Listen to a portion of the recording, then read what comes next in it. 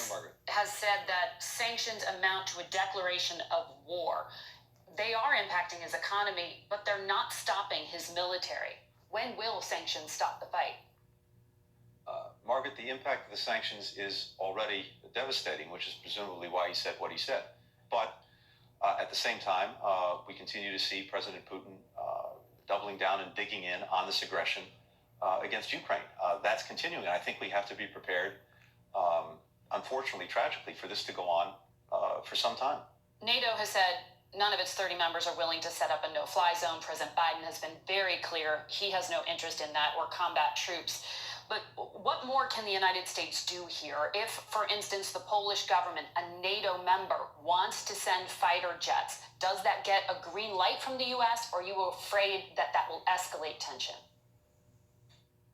No, that gets a green light. In fact, we're talking with our Polish friends right now about what we might be able to do to backfill their needs if, in fact, they choose to provide these fighter jets to the Ukrainians. What can we do? How can we help to make sure that they get something to backfill the planes that they're handing over to the Ukrainians?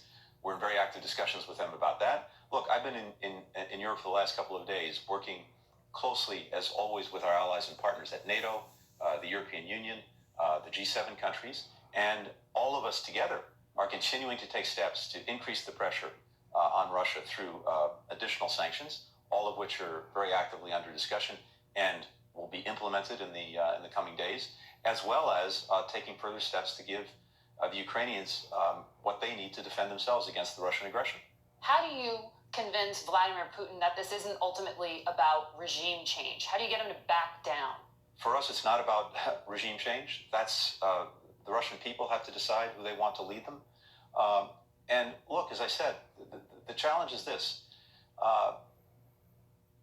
Vladimir Putin continues to press this aggression.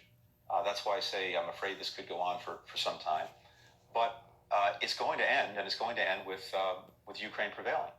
Because even as Putin has the capacity, because he can, the manpower, the equipment that he has, that he can bring to bear, can continue to grind down these incredibly brave and resilient Ukrainians, winning a battle is not the same thing as winning a war.